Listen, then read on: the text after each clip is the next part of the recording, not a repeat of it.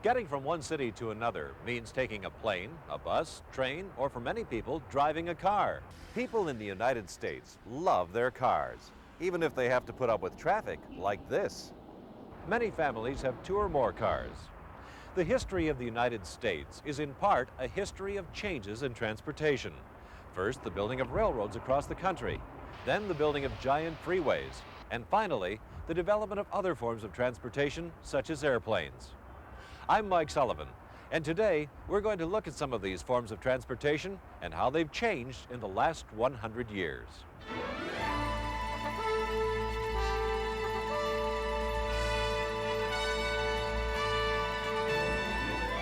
From the time of the invention of the wheel, people all over the world have searched for faster and better ways to travel. But it wasn't until about 100 years ago that machines began to go faster than horses. By 1900, many steam-powered trains carried people at speeds of more than 100 miles an hour. The first automobiles appeared on the streets, and a few brave inventors actually tried to fly.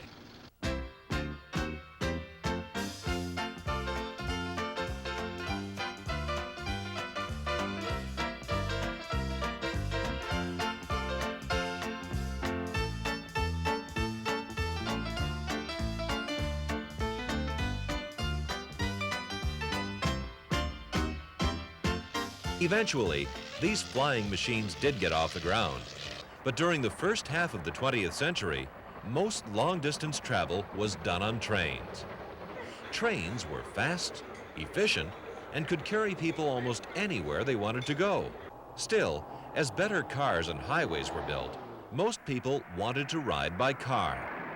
By 1990, there were more than 200 million cars in the United States and Canada. Of course, for longer distance, flying by jet plane was much faster.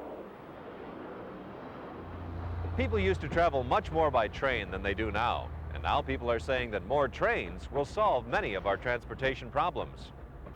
In countries like Japan, France, and Germany, modern high-speed trains provide fast, clean, and comfortable transportation for thousands of travelers every day.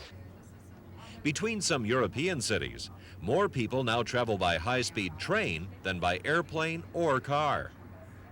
In addition to the advantages of speed and comfort, trains can take you right to the city center.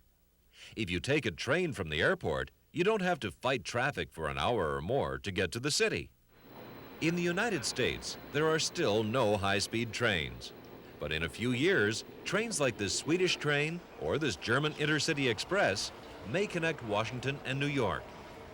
For longer trips, such as those from New York to Los Angeles, Americans probably will continue to travel by plane.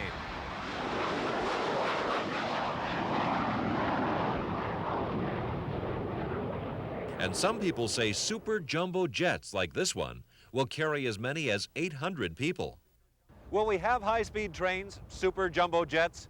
We talked to some experts who told us more about travel in the future. In the future, I think more people will travel by high-speed train, like the Japanese bullet train. But they'll take the train only between cities that are about 400 miles apart or less. When people have to go farther, they'll fly. It will still be faster to go by plane when the distance is 500 miles or more. But when it's only a little less, 400 miles, a train will be faster. At the moment, very few people in the United States travel by train. What I see are improvements over what we have now. I see bigger planes, better planes that can serve more people, faster trains, better cars, smarter cars. But I don't really see a major new invention. There is another option, though, that people will have. We call it telecommuting. People won't go anywhere. They'll stay at home. They'll have a computer, a fax machine, a telephone, and they'll do their work from home. They'll never have to go out or worry about getting to work.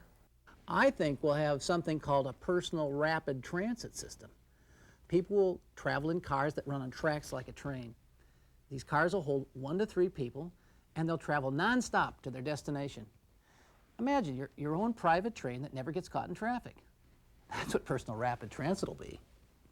Transportation certainly has come a long way, and as as we just heard, the future should bring just as many new surprises. I'm Mike Sullivan. Happy traveling.